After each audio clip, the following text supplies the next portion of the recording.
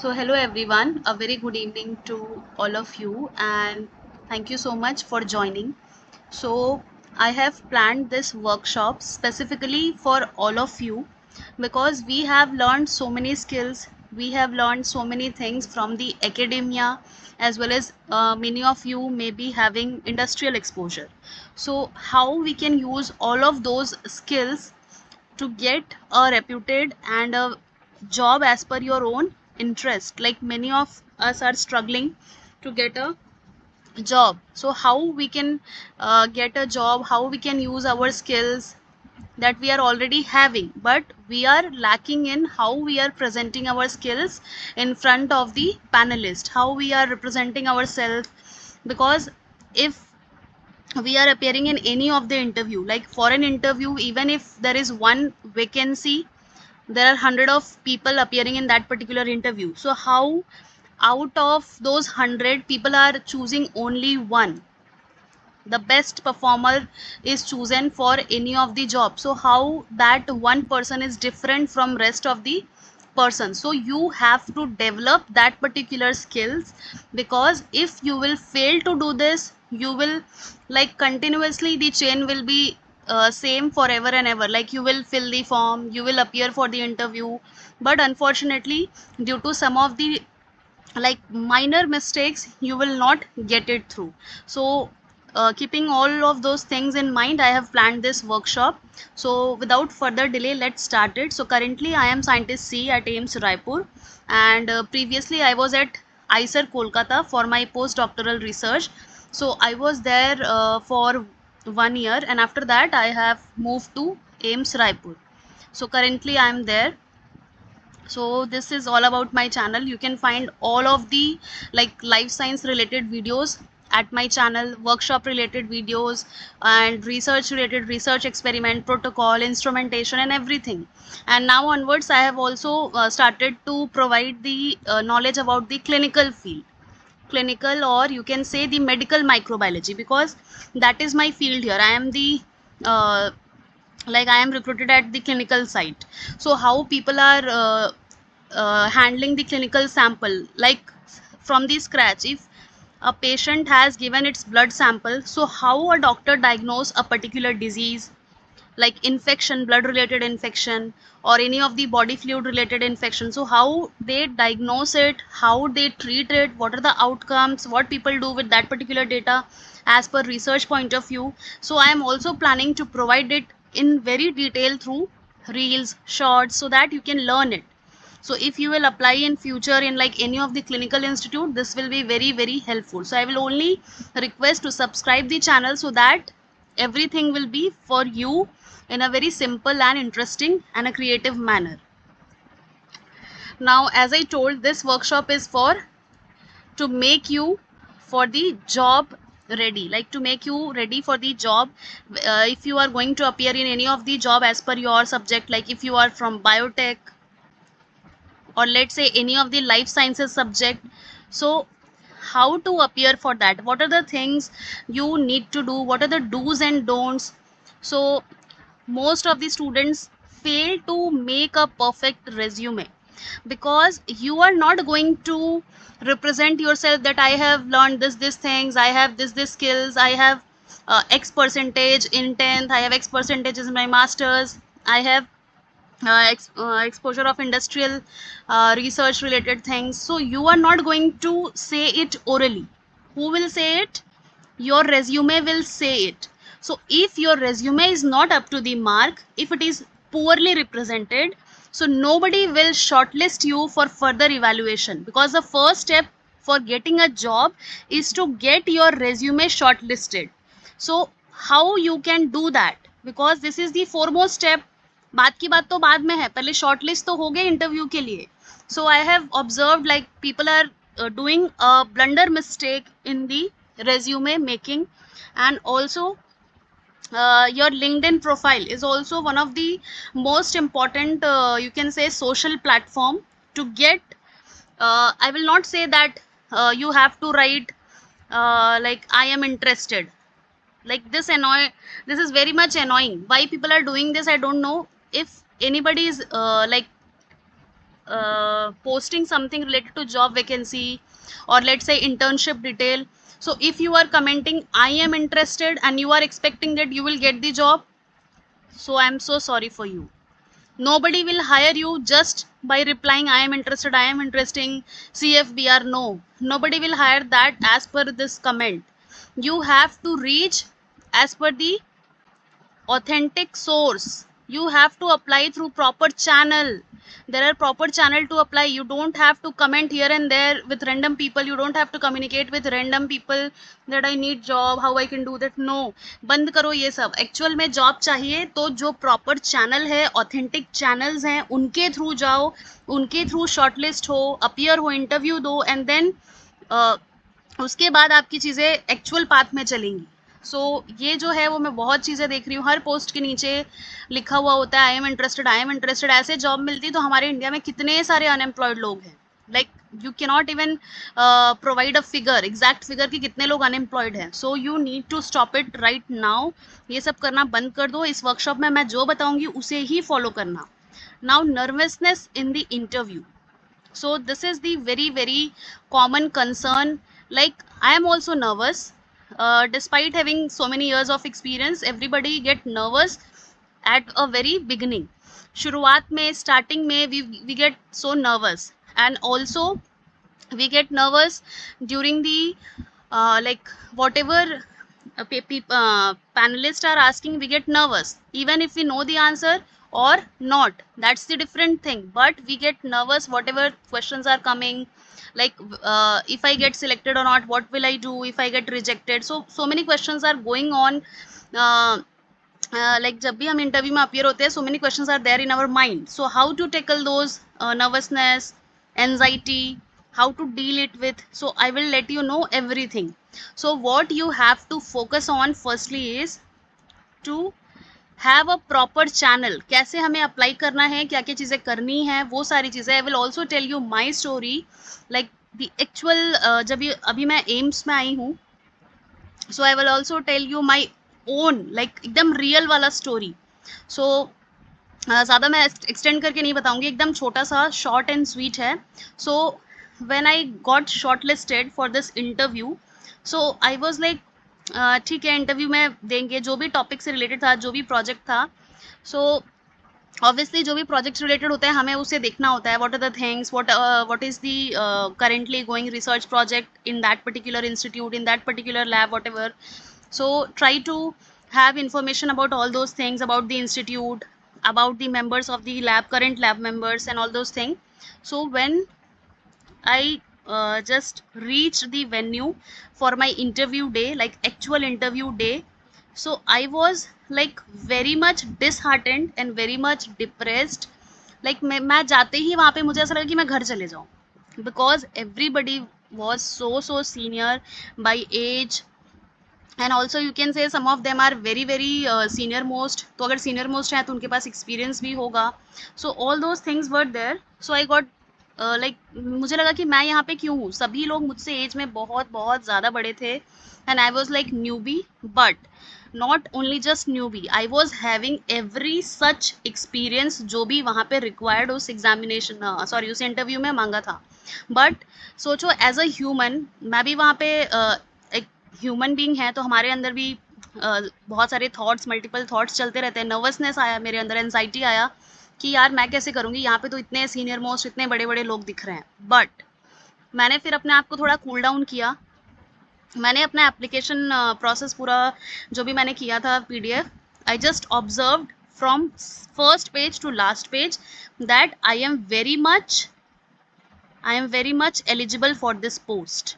I have every such piece of information that has been asked in the like application process. I am having all of those, and plus भी थे मेरे पास में. So nothing to do with the age. मैंने ये decide किया कि as के बारे में मुझे नहीं सोचना है कि मैं बहुत यंग एज की हूँ, छोटी हूँ, कैसे होगा. तो उस चीज़ को मैंने वहीं से निकाल दिया. मैंने इंटरव्यू दिया, काफ़ी अच्छा इंटरव्यू हुआ. जो भी चीज़ें मुझसे पूछी गई वो भी मैं बताऊंगी, क्या क्या चीज़ें पूछी गई, सारा कुछ अच्छा गया. And now you can see the result. I am appointed at AIIMS. So nothing to do with your age या ऐसा नहीं है कि आप कम एज के हो तो आपको कुछ नहीं आता, या आप बहुत ज़्यादा एज के हो तो आपको सब कुछ आता है. It is only your CV will speak for you in front of every panelist. तो यहाँ पे सीवी की बात हो रही है. सो इस पूरे वर्कशॉप में I will focus on the skills, what skills are required nowadays to get a job, like to get a job, what are the required skills, and apart from that your major crucial pillar, resume, how to build a resume. So I am talking about resume and not CV, because for you at the beginning level you will have a resume and not CV. So we will see what is the difference between CV and resume. Now LinkedIn profile पे भी थोड़ा सा discuss करेंगे, how to tackle a interview to get a job. यानी हमारा जो भी discussion होगा we will follow this particular sequence. सो अब जैसे बात हुई है हमारी जॉब की, तो जॉब के लिए सबसे पहले क्या चाहिए होता है? Resume slash CV. If you are an experienced one you can also have a CV. तो how to craft a winning CV, this is the most important part. And ये सारी चीज़ें भी जैसे अभी आप लोग हो वैसे ही कभी मैं थी, मैंने भी बहुत चीज़ें देख देख के इधर उधर से करके सीखी हैं. So I am now in that stage कि मैं सिखा सकती हूँ जितना भी मेरे एक्सपीरियंस से मुझे आता है. सो what is resume first of all? So your resume is a concise summary of your education, experience, skills and accomplishment. So you are having some sort of education, some few years of experience. If you are having it, it is very good. If you are not having, you are a beginner, so you definitely you will not have so many years of experience. You are in a learning stage. You must have some skills you are good at, and your accomplishment, like you have achieved something in your life throughout your academic career or extra co-curricular activities. Like it is not just कि आपको सिर्फ medal मिला हुआ education में, whatever be it is, you need to mention it, you need to represent it through your resume. Now this is a marketing tool for the readers. मतलब मुझे अगर 4 बच्चे का CV आया है मेरे पास या resume आया है, so I will see किसका ज़्यादा impactful CV है. दिस इज़ वेरी ऑब्वियस, इसमें तो कुछ भी नहीं है कि मेरा इसके साथ नेटवर्किंग है तो मुझे ही चूज़ किया जाएगा. इस पर भी हम बात करेंगे थोड़ा सा, क्योंकि देखो ये चीज़ से हम बिल्कुल भी डिनाई नहीं कर सकते कि अनफेयर फेयर वो सब बहुत बात की बात है, but nobody will like reject you if you are having all the required क्या बोलते हैं उसे, required eligibility for that particular position. And also you should be confident enough to represent yourself in front of the panelists. Sometimes it happens that a person who is very much like you can say less efficiency then you will hire just because of it body language, confidence level and a positive mindset. So you all have to take care of all these things. So अगर 4 बच्चों का अगर CV आएगा तो obviously अगर second का मुझे ज़्यादा इन्फ्लुएंस करेगा, इम्पैक्टफुल लगेगा, तो मैं हमेशा सेकंड को ही आगे लेके जाऊंगी, शॉर्टलिस्ट करूंगी. So your CV should be like, your resume should be like very very influencing, कि वो उसे पढ़ते ही लगे कि इस बच्चे को तो बुलाना ही है इंटरव्यू में. Now CV versus resume, format and content. क्या होता है CV क्या होता है? It presents a full history of your academic accomplishments while a resume present a concise summary of your qualification. अगर मैं शॉर्ट में बताऊं, resume is a summarized and a concise detail of all of your achievements, your education detail और your qualification. CV is kind of full history that what you have achieved throughout your life in a very very detail. So CV emphasizes involvement and academic accomplishments. So resume basically focuses on skills and experiences. Now how many pages should be there? So as per my opinion, and if you are a beginner, you cannot have more than 1 or maximum 2 pages of resume, because if you are applying for an industry there will be some different kind of template or requirement, and if you are applying in an academia so you may be having different kind of resume. So try to uh, mark this point, whatever I am going to say now. You have to make changes in your resume that whether you are applying in an industry or where academia, because industry generally prefer a concise review. यानी industry में हमेशा जैसे बहुत सारे हमारे पास में ATS tracker या यू कैन से जो शॉर्टलिस्टिंग होता है all are software based, so you need to be very very concise. People cannot give 5 to 10 minutes for only a single person. So you need to be very very like particular. अपना जो भी चीज़ डाल रहे हो concise वे पे डालो, क्योंकि वैसे भी अगर हम बिगिनर होते हैं तो more than you can say 2 pages are very much sufficient. हमारे पास उतना कुछ उस एज में होता नहीं है. रेज्यूमे अगर एकेडेमिया में दे रहे हो तो you can like elaborate a little bit, but उसमें भी नहीं कि कहानी लिख देना है. सो अब समझ में आ गया.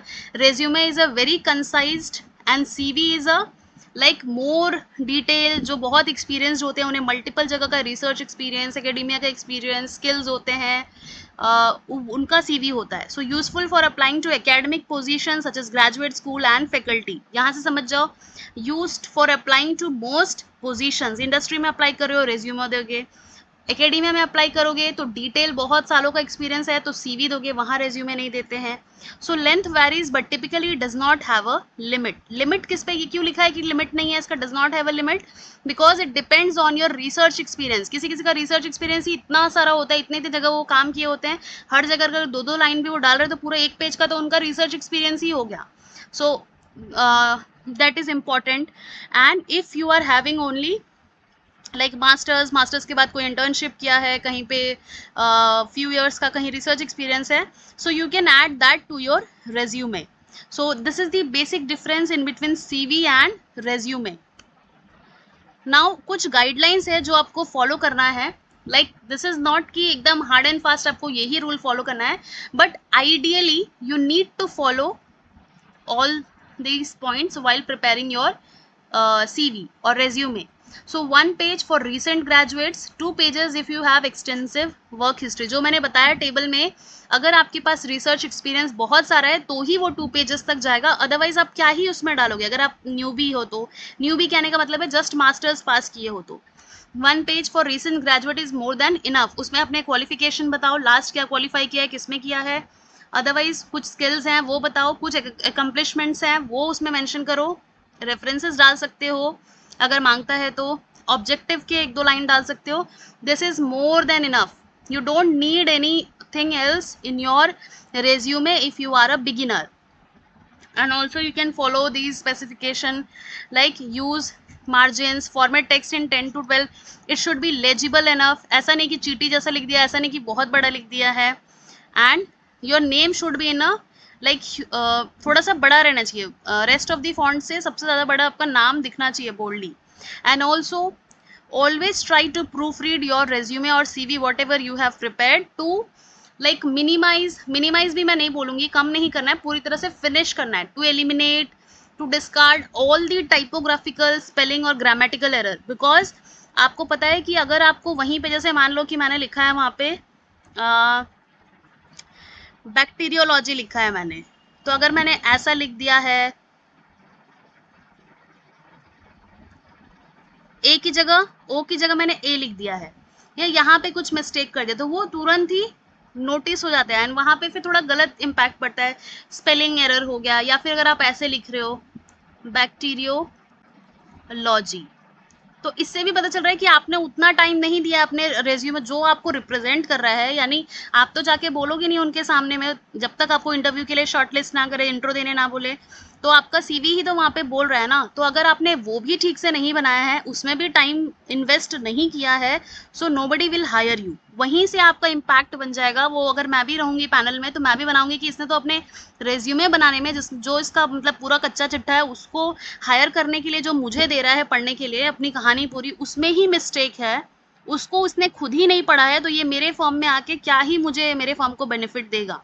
सो ये एक्चुअल माइंडसेट है इंडस्ट्रीज का. जहाँ पे भी आप डालोगे फॉर्म, वहाँ पे सबसे पहले नोटिस होता है resume.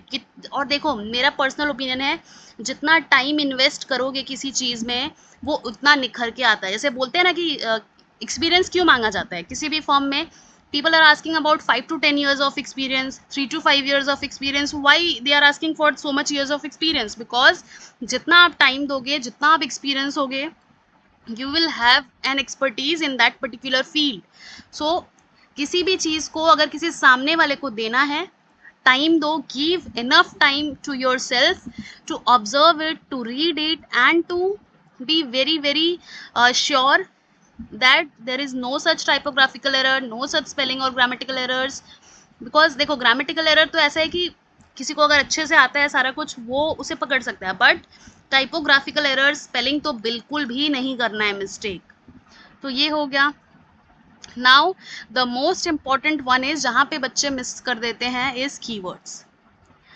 you don't need to like provide only a single resume in every such project whatever you are applying for.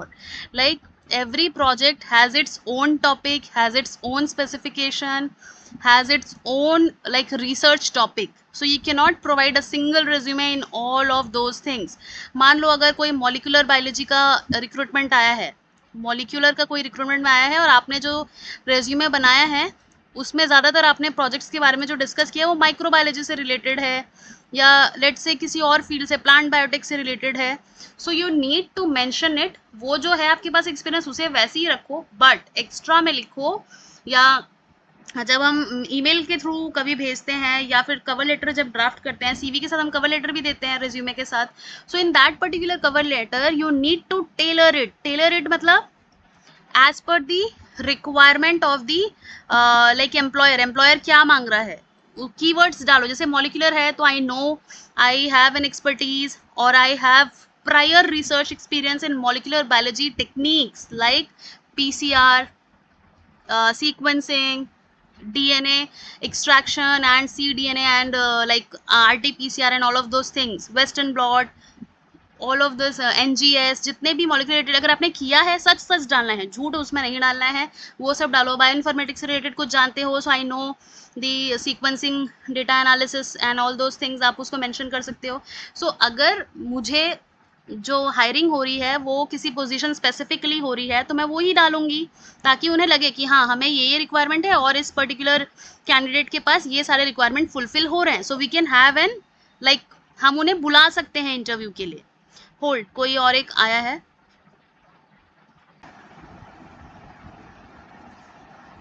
So what I was talking about, yeah, so I was talking about how we can tailor our specific resume for a specific job.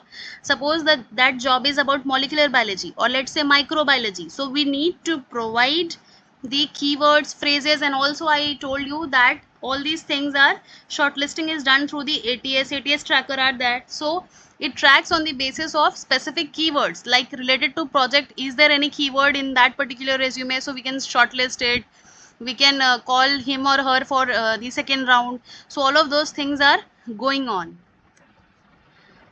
Now again this general resume guideline, I will also provide the exact like जो बाहर में use होता है proper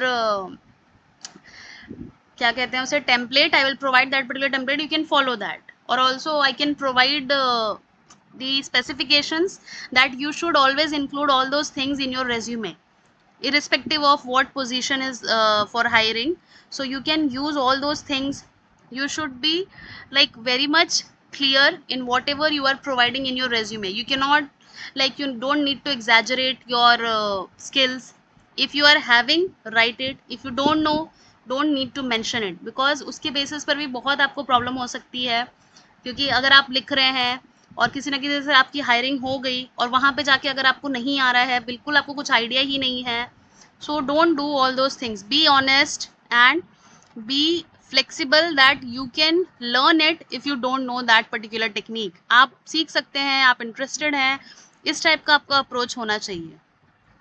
also क्या क्या essential sections हैं, header and contact information, because if a person is interested in your resume, he may surely contact you through email, and after email he or she can also contact you through your mobile number.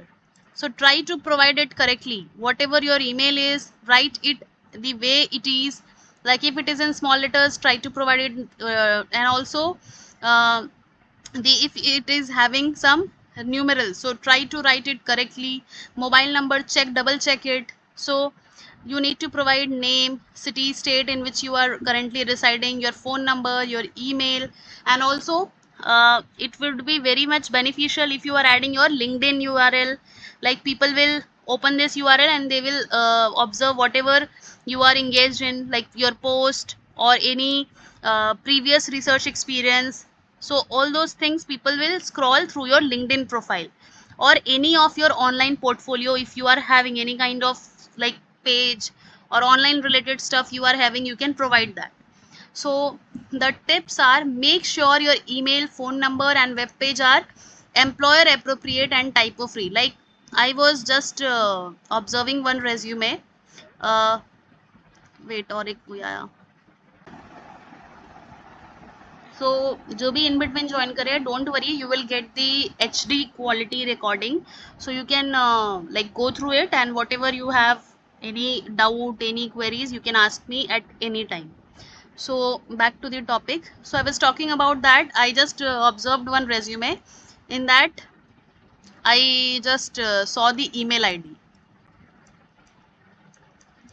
So in that was something name was written, and I am sweet, and I forget the name what it was, @gmail.com. So this is very much unprofessional. So we used to make this type of email ID in the like childhood stage, in the very beginning, in the school time. We used to make such kind of email ID. So उस time पे हमारे पास इतना knowledge नहीं था कि what should be professionalism looks like. So we need to make a professional email ID and not email ID like I am sweet, this, I am cool, this. No, simple, sober, your name. Try to make very simple, like my email ID is Nisha Gupta 1210 @gmail.com. So this numerals are because of the availability, because the name is very much common, you know. So as per the availability in Gmail, I got this numeral 1210 @gmail.com. So try to make it very much simple. Don't add any adjective in that particular thing, or so this is one part. And also, if you are having any institutional email ID, like we are having institutional email ID, if we are at any institute or any of the industry, we are having our own professional email ID.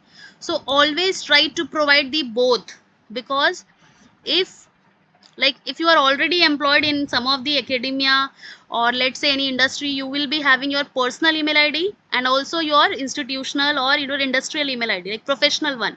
So try to provide the both, because people can contact you in your personal email ID and also in your like उससे थोड़ा सा क्या होता है, professionalism दिखता है and it looks very very authentic कि you are already employed, you are having some affiliation. So अगर दो email ID है, so दो बताओ. अगर नहीं कहीं joined है, अभी कुछ भी नहीं है, so only provide your personal email ID. full address की ज़रूरत नहीं है, कौन से गली नंबर में, क्या आपका एग्जैक्टली एड्रेस है, किसी को कोई मतलब नहीं है उससे. They only want that in which city you are residing. This is important because let's say if that job is for particular local people are favorable or preferred, so you need to provide it that I am here, so I can join it early. So for that purpose address is needed. You don't need to mention it कि कौन से गली में कौन से landmark के पास आपका घर है, उनको कोई मतलब नहीं है उससे.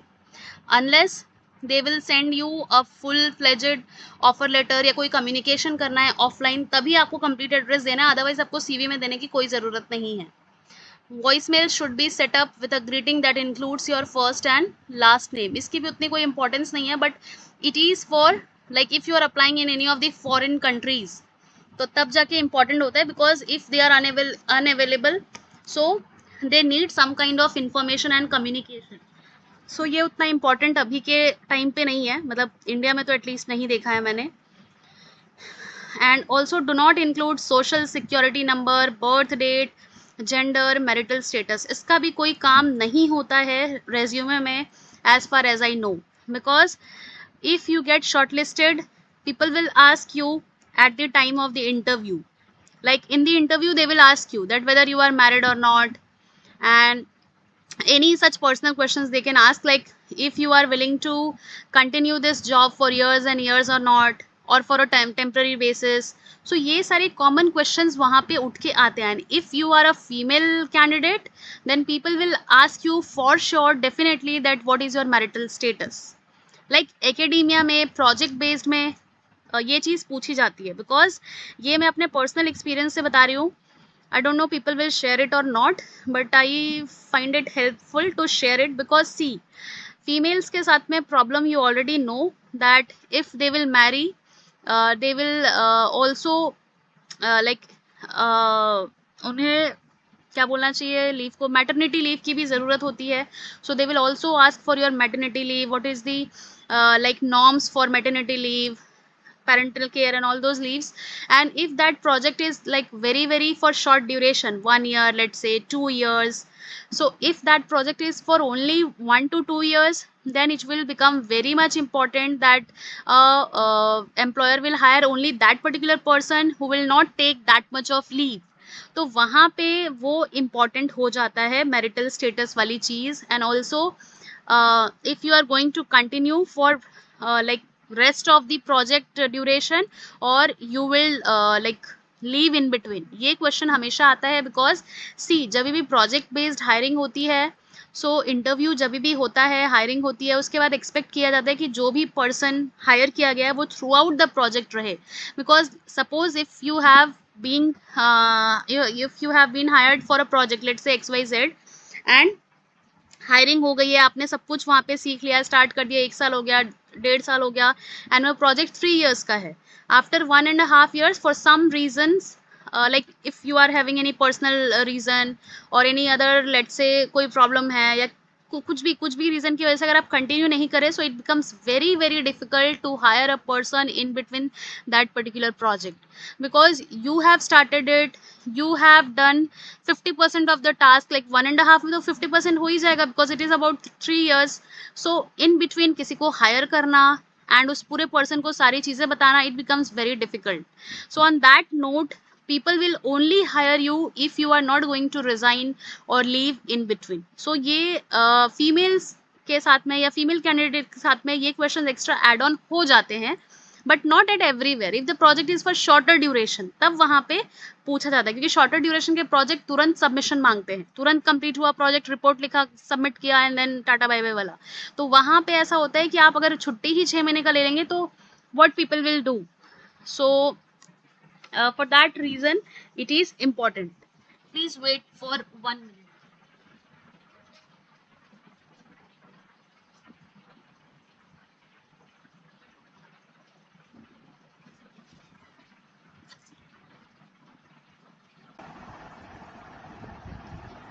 So yes, this was about all these things.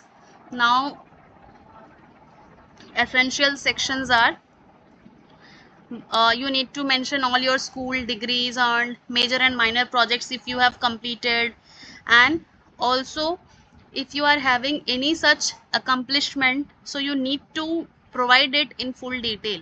And also don't try to provide the like abbreviated form XYZ university. So you know about what is XYZ, but not everyone is aware about the abbreviation. So try to like provide the full name of whatever your institute name is, and then you can put the abbreviation. After expanding it fully, you can provide the abbreviated form of your institute name or your degree, so you can do that.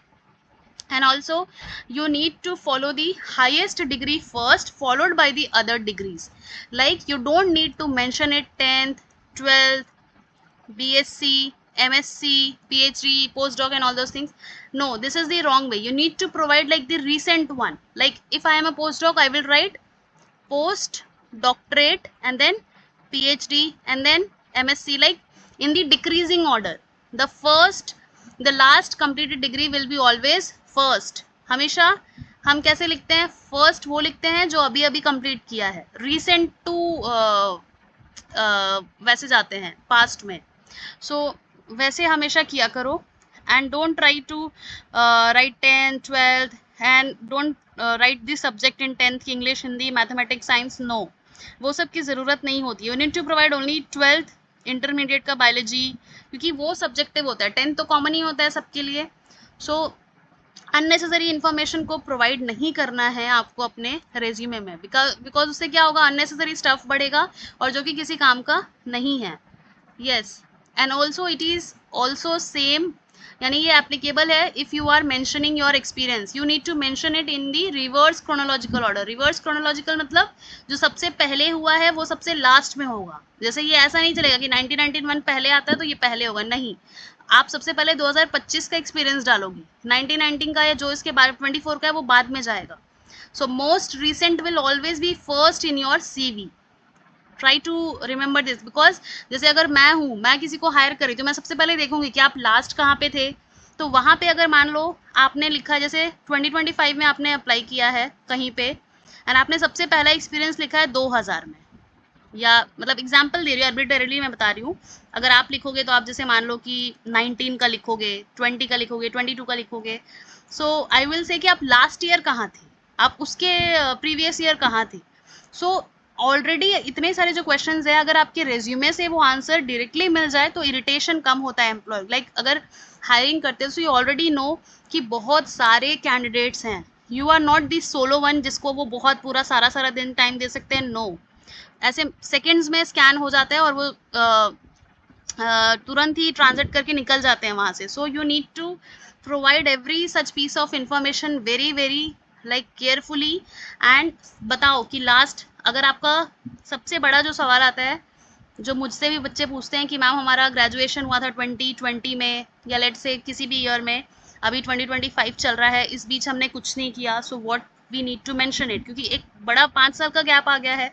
Obviously 2025 अभी चल रहा है, late से अगर आपने 2020 में भी अपना ग्रेजुएशन पोस्ट ग्रेजुएशन कंप्लीट किया था, so obviously people will ask you what you have done in these 5 years. 5 years is like very very very big duration, like huge, इतने सारा टाइम आपने क्या किया।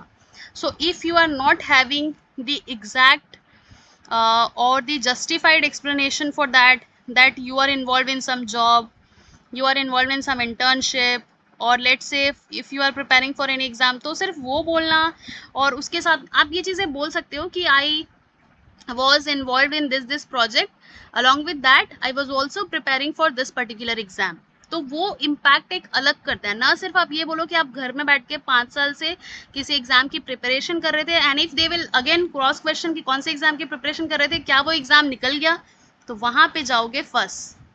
ये चीज़ें होती हैं एक्चुअल में, इतने सारे इंटरव्यूज देने के बाद में ये सारे क्वेश्चंस बहुत सारे लोगों को गाइड किया है, देखा है, सुना है, खुद भी बहुत सारे इंटरव्यूज़ दी हूँ, तो उसमें ये चीज़ें होती हैं कि अगर बोलोगे कि I was preparing for some exam, cross question एक पैनल में जो बैठा रहेगा वो पूछेगा ही कौन सा, for which exam you are preparing for and have you qualified it और नॉट। अगर आप बोलोगे नहीं, तो खुद सोचो कि कितना बड़ा वहाँ पे लैकिंग लग गया, कि 5 साल से आप इन्वॉल्व थे किसी एग्जाम के लिए। तो always try to maintain the gap. As per my own experience, don't take a leap. किसी भी ईयर में अगर कुछ नहीं है, 1 साल से ज़्यादा का लीप मत लो। As per my own experience, जैसे मेरा 12th कंप्लीट हुआ, तुरंत मैंने बैचलर्स किया, मास्टर्स किया, तुरंत मैंने PhD किया, पोस्ट डॉक किया, एंड अभी जॉब चल रहा है। So you can't even imagine कि मेरा बैचलर्स कंप्लीट हुआ, मैंने 2014 में मैंने 12th किया, 17 में मेरा बैचलर्स हुआ, 19 के सितंबर में मेरा रिजल्ट आया मास्टर्स का, 19 सितंबर में, अक्टूबर में मैंने PhD ज्वाइन कर लिया, एंड ऑल्सो मेरा पोस्ट डॉक फिनिश हुआ 13th of this month, like not this month, sorry, August, and 28 को, मतलब 20 को मैंने इंटरव्यू दिया था एम्स का, 28 को मेरा रिजल्ट आया, एंड 2 सितंबर या मतलब सितंबर से मैंने ज्वाइन कर लिया। सो सी गैप लगा। नहीं, आई एम नॉट सेइंग कि इतना कट टू कट हो, नो, उतना भी ज़रूरत नहीं है। You can take few months, because application में हमेशा टाइम लगता है। लाइक मेरी PhD कंप्लीट होने के बाद पोस्ट डॉक ज्वाइन करने के बीच में जो ड्यूरेशन था, फॉर्म फिल करना, इंटरव्यू में अपीयर होना, एंड आफ्टर दैट रिजल्ट आने में, सारा कुछ प्रोसेस करने में अबाउट 3 to 4 मंथ्स लग जाते हैं। सो मुझे भी पोस्ट डॉक ज्वाइन करने में 3 to 4 मंथ्स लग गए थे रिजल्ट आते आते तक। सो और भी बहुत सारी चीज़ें होती हैं, रिजल्ट भी कभी विथहेल्ड हो जाता है।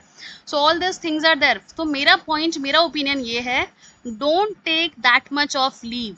लाइक अगर आपका ग्रेजुएशन कंप्लीट हुआ 2020 में, अगर आप 1 साल खुद को देना चाहते हैं, and also I will recommend you, and I will like, मैं बहुत ज़्यादा रिक्वेस्ट करूँगी कि जो भी आपके ड्रीम्स हैं, जो भी चीज़ आपको करने का मन हो, at least give it a try. एक ट्राई दो, सेकेंड ट्राई दो, थर्ड ट्राई दो, ट्राई देना मत छोड़ो। कब क्या पता हो जाए वो काम। लेकिन उस बीच अपने आप को, अपना जो भी गैप आप ले रहे हो उसको जस्टिफाई करो। सिर्फ वो ही काम मत करो, जैसे कोई कुछ भी करना चाहते हो, बिजनेस करना चाहते हो, या अगर मेरे कई सारे जो जूनियर्स हैं उन्होंने खुद से पर्सनल मुझसे पूछा था कि मैम हम एग्रीकल्चर का कुछ करना चाहते हैं, बट मैं क्या करूं, मेरे पास कुछ नहीं है, इन्वेस्टमेंट नहीं है, वो सक्सेस होगा कि नहीं होगा, कब तक क्या होगा।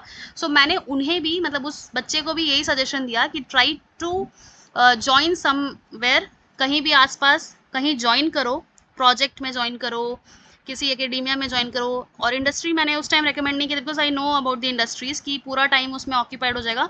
सो मैंने उसे पर्सनल सजेशन ये दिया था कि किसी भी पोजीशन में, जीआरएफ की पोजीशन में, प्रोजेक्ट के असिस्टेंट, बहुत सारे पोस्ट होते हैं, रिसर्च फेलो की पोस्ट होती है, वहाँ पे अप्लाई करो। वहाँ से कुछ अमाउंट मिलेगा, लाइक 28 to 30,000 मिलेगा वहाँ से। उस पैसे को यूज़ करो जो भी तुम करना चाहते हो एग्रीकल्चर का। तो इससे क्या होगा, इन केस आपका एग्रीकल्चर वाला सक्सेस नहीं हुआ, बिकॉज ऐसा तो है नहीं कि आज आप सीड लगाओगे और वो बहुत अच्छा चलने लग जाएगा, नो, ऐसा तो कुछ है नहीं। तो क्या होगा उससे, आपका जो टेन्योर है, आपको जो एम्प्लॉयमेंट है वो कंटिन्यू रहेगा, एकेडमिक लाइफ में ब्रेक नहीं लगेगा। तो इन केस ये सक्सेस नहीं भी हुआ और आप जिस जॉब में हो आपको वो करते करते करते ऐसा लगा कि नहीं मैं इसी फील्ड में रहूं, आगे चला जाऊं, सो you can justify people that yes I can, I am having this much of experience and I can do this.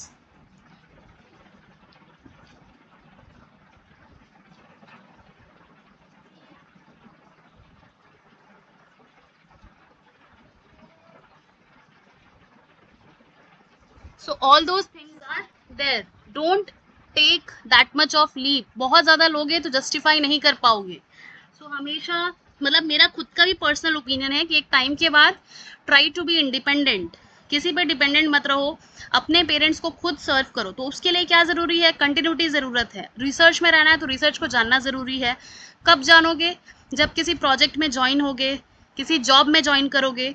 So all those things are very important, not only for the employment point of view but also for your own growth. किसी firm में join करते हैं, चीज़ें सीखते हैं, करते करते बहुत चीज़ें सीखने में मिलती है। घर बैठ के सोचोगे कि ये सीख जाऊँ, इंटर्नशिप कर लूँ, ऑनलाइन ये कर लूँ, कुछ नहीं होने वाला। एक्चुअल में जब एक्सपोज होगे उस एनवायरनमेंट में तब बहुत कुछ चीज़ें सीखने में मिलेंगी। तो ये सारा कुछ तो हो गया। ये एडिशनल सेक्शन अगर आप कुछ बताना चाहते हो तो ऑब्जेक्टिव स्टेटमेंट और ये सब। अब बात करते हैं स्किल्स पे। स्किल्स क्या क्या ज़रूरत है। So you know that skills are very much necessary if you are applying for any of the position. Let's suppose if they are hiring for, just example, molecular biology, or let's say microbiology, or let's say bioinformatics. So if you are having experience in all these mentioned segments, so you need to mention that ki what prior skills you are having, and have you ever tried any of the database or any of the software for that, or in MB which instrumentation technique you know, which molecular biology technique you know. So you need to mention it line by line कि मैं ये चीज़ें मैंने अपने पहले research project में किया है, so I know about all these techniques. And also application tracking system होता है जैसे मैंने बताया। So try to incorporate related keywords. Keyword से ही सर्च होता है कि क्या किसी सीवी में वो कीवर्ड दिख रहा है, नहीं दिखा फटक से उसको हटा देते हैं। सो ऑलवेज इस पॉइंट पे ध्यान दो कि जिस भी पोजीशन के लिए अप्लाई कर रहे हो, जिस भी प्रोजेक्ट के लिए अप्लाई कर रहे हो, try to incorporate that particular keyword in your resume slash CV. If you are having years of experience, you will have a CV, not resume. Honours and award, you need to mention it. अगर आपके पास कोई scholarship है, कोई exam qualify किया है, so you need to mention it very clearly, name of the award, अगर कोई grant मिला है, स्कॉलरशिप मिला है, डेट कब मिला है आपको। सो सबसे पहले वो नाम लिखो, उसके नीचे में उसका डिस्क्रिप्शन दो। सब कुछ ऐसा खिचड़ी बना के नहीं लिखना है। if you are having any publication or if you have presented somewhere, you can provide that particular piece of information in your resume that I have this publication, whether it is a first author or co-author, जो भी है चलेगा। लेकिन इसको भी हर चीज़ chronological order में रहेगी। सबसे पहले 25 का पेपर, 24 का पेपर, 23, 22, ऐसे करके आप ओल्ड में जाएंगे। रीसेंट टू ओल्ड वाला फॉर्मेट हमें बनाना है। रीसेंट सबसे पहले लिखेंगे, फिर जाएंगे ओल्ड की तरफ। तो ये आपको करना है। कॉन्फ्रेंस में कभी प्रेजेंट किया है, ओरल पोस्टर, प्रेजेंटेशन और whatever, so you need to mention it. Now like see this is the important part because you are a newbie, आप अपने बिगिनिंग स्टेज में, एकदम इनिशियल स्टेज है आपके रिसर्च लाइफ का, या आप बोल सकते हैं आपके प्रोफेशनल करियर का, ज़रूरी नहीं कि आप रिसर्च में जाएं. So you need to mention it properly that whether you are interested or not. So see, uh, you must be like very much efficient in some kind of extracurricular activity in your institute or in your university. So वो आप mention कर सकते हैं कि आप क्या कभी किसी कमेटी के member थे, like if you are having some sort of headship leadership quality, तो अगर वो सब आपके में है, क्योंकि अभी तो वही सब होगा आपके पास, तो आप वो सब भी mention कर सकते हैं कि आपने कोई वॉलंटियर एक्टिविटी की है या नहीं की है, आप किसी ऑर्गेनाइजेशन के मेंबर थे या नहीं, कोई अच्छे पोजीशन पे आप थे या नहीं, तो वो सब आप डाल सकते हैं अगेन क्रोनोलॉजिकल ऑर्डर में. इससे क्या होता है, इससे आपका दिखता है कि आप सिर्फ एकेडमिक्स में ही नहीं, you are also involve in some sort of like extracurricular activity, जिससे आपके लीडरशिप स्किल्स दिखते हैं, वॉलंटियरिंग एक्टिविटीज़ दिखती है कि आप हेड कर सकते हैं कोई प्रोजेक्ट, लीड कर सकते हैं कोई project. And also I will recommend कि रेफरेंसेज ऐड करूँ, because as I told you, you are a newbie हो, न्यूबी मैं कह रही हूँ तो उसको इसलिए कह रही हूँ because you are not having years of experience कि लोग जानते हैं आपको आपके पब्लिकेशन के थ्रू या आपको आपके करियर के थ्रू. नो, आपने जस्ट अपना मास्टर्स किया है या 1 साल 2 साल भी हो गए हैं, आप अभी जॉब सर्च कर रहे हो, तो ऑलवेज ऐड 3 to 5 की, पूरा 5 ज़रूरत नहीं है, एटलीस्ट 2 रेफरेंसेज तो ऐड करो, because even if you are applying in some academics they will ask you for at least 2 recommendation. So always have that 2 recommendation ready for you. Professor से बात करके रखो, I will need reco for, I am applying for this position, so I may be in a need of recommendation if they will ask for, so whether you can give it और not. तो ऐसे करके आप clear cut बात कर सकते हो जिनसे आपकी बनती है अच्छे से, जो आपके बारे में जानते हैं, आपको लॉन्ग टर्म से जानते हैं, सो उनसे आप बोल सकते हैं. सो you can provide that. Do not list references available upon request. If an employer wants this information, they will ask for it. So see, if you are like asked for की recommendation, तो आपको तो अलग से upload करना होता है PDF file में या वर्ड फाइल में. So always incorporate details of your like referees का डिटेल डालना होता है, नेम, ऑर्गेनाइजेशन, उनका डेजिग्नेशन और उनका इंस्टीट्यूशनल ईमेल आईडी, या कहीं कहीं पे फ़ोन नंबर्स भी मांगे जाते हैं. सो एटलीस्ट 2 प्रोफेसर्स का जिनको आप अच्छे से जानते हैं, जो आपको जानते हैं, कि ऐसा नहीं कि मेल आ गया किसी रैंडम प्रोफेसर का, वो आपको जानता ही नहीं हो. इस तरह से कभी भी मत करना, because they will write something else about you कि मैं तो इसे जानता ही नहीं. So this will have a negative impact on the employer कि ये किसको रेफरी बना लिया. रेफरी हमेशा उसे बनाते हैं जो हमें अच्छे से जानता है, जो जैसे हमारे प्रोफेसर्स होंगे सबसे पहले हमारे कॉलेजेस के. सो आप अपने बैचलर्स के, यूजी के, पीजी के, या आप किसी रिसर्च लाइफ में हो, ऑलरेडी रिसर्च लाइफ में आगे बढ़ चुके हो, तो उनका आप डाल सकते हो. लेकिन at least inform them that I am adding your name as a referee in my this application, or else if you are applying for somewhere like in some international institutes, so you may ask them that sir ma'am I will need a recommendation in my application process. सो आप बता सकते हो उन्हें detail. और because कई बार ऐसा होता है कि एक टेम्पलेट प्रोवाइड करते हैं खुद ही इंस्टीट्यूट वाले रिकमेंडेशन का. सो उसमें बस कुछ कुछ चीज़ें वो पूछते हैं, चेकलिस्ट देते हैं कि क्या स्टूडेंट के पास ये है, क्या ये टॉप 3 में थे, जैसे आईसर्स और आईआईटी वाले ऐसे ही प्रेफर करते हैं. So you need to provide all those things. ये सब एक्सेप्शंस हैं जो मैं आपको प्रोवाइड कर दूंगी, क्या नहीं करना है एग्जैक्टली आपको अपने सीवी में. ये फेडरल रेज्यूमे जो होता है जिसे हमें फॉलो करना चाहिए, उनका ये है स्पेसिफिकेशन, तो आप उन्हें फॉलो कर सकते हैं एकदम आंख बंद करके, बिकॉज उनका ही फॉर्मेट वाइडली एक्सेप्टेड है even if you are applying in some international institutes. Now जो अभी हमने बात की, बैड रिज्यूमे जो है, अगर टेक्स्ट हैवी है, कोई हाईलाइट्स नहीं है, वो सब हमें नहीं करना है. गुड रिज्यूमे का मतलब क्या होता है, ऐसा नहीं कि उसको रंगों से रेनबो बना देना है. No, it should be clean, bullet points होना चाहिए. अगर आपके पास बहुत सारे रिसर्च एक्सपीरियंस है या अपने स्किल्स मेंशन कर रहे हो, तो बुलेट बाई बुलेट मेंशन करो. तो ये सारी चीज़ें आप प्रोवाइड कर सकते हो. नाउ स्किल्स कौन से डिमांड में है, अगर मैं बात करूँ as per my own experience, so technical skills में you should have a coding and data analysis, like to be very precise bioinformatics. You should be having some sort of internship और some sort of research exposure related to that particular topic, like आप बोल सकते हैं bio informatics का आपको आना चाहिए, कुछ नहीं तो एटलीस्ट डीएनए सीक्वेंस कैसे एनालाइज करते हैं एनसीबीआई, या कोई भी अगर मैं आपको रेंडम फास्टा दे दूं तो how you will process that particular FASTA. FASTA is what? The raw sequence, what ever you have got from the sequencing. तो वो फास्टा से लेके आप उसे कैसे एनालाइज कर सकते हैं, आइडेंटिफाई कैसे कर सकते हैं, बैक्टीरियल आइडेंटिफिकेशन कैसे होता है, फंजाई आइडेंटिफिकेशन कैसे होता है, यानी न्यूक्लिक एसिड से कैसे हम आइडेंटिफाई करते हैं, फाइलोजेनेटिक ट्री कैसे बनाते हैं, मल्टीपल सीक्वेंस अलाइनमेंट कैसे करते हैं. तो अगर ये सारी चीज़ें जानना चाहते हो तो मैंने एक वर्कशॉप का निकाला भी था, वो ऑलरेडी उसमें मैंने कराया भी था, वो कर सकते हो. या अगर मुझसे नहीं किसी और से भी पढ़ना है तो पढ़ लो, कर लो, लेकिन bioinformatics is very very important. 3D model, protein modelling कैसे की जाती है, अगर ये सब आता है so you will observe so many positions are advertised at LinkedIn let's say, और एट एनी जो भी एम्प्लॉयर का साइट है वहाँ पे फ्रीक्वेंटली बायो इन्फॉर्मेटिक्स की हायरिंग चल रही है, लाइक डेली बेसिस पे SRF कॉलिंग, GRF कॉलिंग या RA calling, research fellow calling, हर जगह यही हो रहा है related to coding, bioinformatics. और जितना मैंने अभी बताया ना उतना भी अगर आपको आता है तो आपको हायर किया जाएगा. सॉफ्ट स्किल्स, कम्युनिकेशन आता है कि नहीं, टीम वर्क आता है कि नहीं, लीडरशिप है कि नहीं.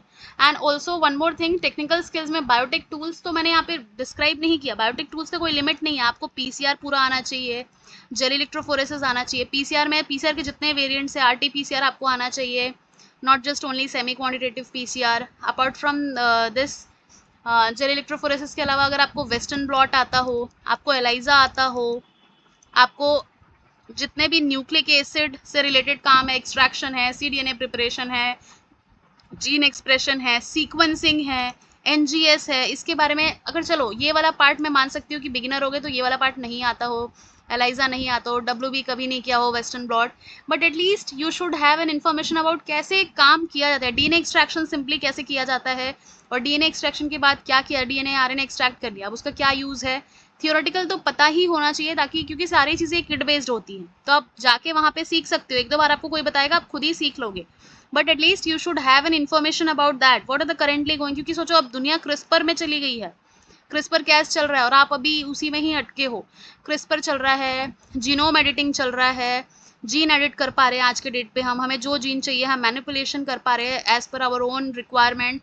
सो सी कितना एडवांस हो गया है बायोटेक, अभी जस्ट स्टार्ट हुआ था, अभी जस्ट आया था, लेकिन इतना एडवांस हो गया है कि हर जगह इसका एप्लीकेशन है.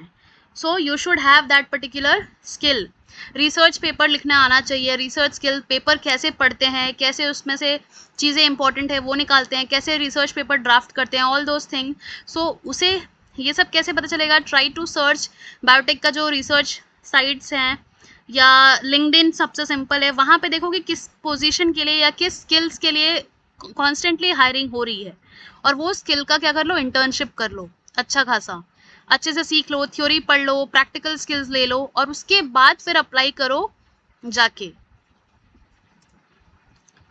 Interview, confidence hacks, dress, posture, confidence, ये तो A1 ही होना चाहिए. पोस्चर एकदम सही होना चाहिए, कोई भी आंसर देते वक्त आए बाय नहीं कहने का मतलब जैसे अपना नाम भी सोच सोच के बोल रहे हो, आई एम निशा गुप्ता, ऐसे ऐसे नहीं बोलना है, हमेशा कॉन्फिडेंट बोलना है, भले कम जानो बट बहुत अच्छे से अपने आप को रिप्रेजेंट करो in front of the panelist, because I already told you that your CV will speak for you. First round में वो बोल दिया, सेकेंड राउंड जब इन पर्सन इंटरव्यू होता है उस टाइम में आपका पूरा चीज़ वही देखते हैं कि how confident the person is, how confident the candidate is, how the way she और ही communicates.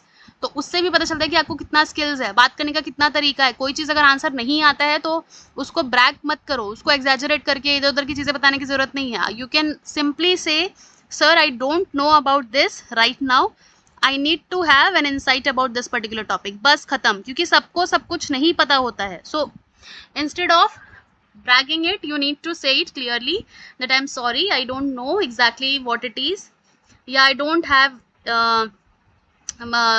exact information about this particular topic, या बोल सकते हो कि I don't have the information about it right now but I will read it, I will have an insights about it. ऐसे बोल के आप एकदम अच्छे से ऑनेस्टली बता सकते हो, क्योंकि ऑनेस्टी ही जज होती है वहाँ पे, कि आप चीज़ें बहुत हाईलाइट करके बता रहे हो कि मुझे तो ये भी आता है, मुझे तो वो भी आता है, मुझे तो ये भी नहीं। वहाँ पे इतने स्किल्ड और इतने एक्सपीरियंस्ड पैनलिस्ट बैठे होते हैं, so you need to provide like honesty दिखाओ वहाँ पे जाके कि आता है तो ठीक है, नहीं आता है तो मैं हाँ ये ज़रूर बोलो कि I am willing to learn all of those skills in my like upcoming years, or I would love to in that particular project I will get to learn something new. I can learn very easily. I learn in like few exposure, I learn it very easily. ये सब चीज़ें बोल सकते हो। And काम रहो, कोई चीज़ नहीं भी आ रहा है तो कोई आपको नहीं मारेगा। अगर एक हायरिंग मेरा ही ये फंडा रहता था, अगर मैं एक इंटरव्यू दे रही हूँ, अगर मेरा यहाँ नहीं भी हुआ तो क्या सारे इंटरव्यू खत्म हो गए? ये दुनिया का लास्ट इंटरव्यू है? नहीं।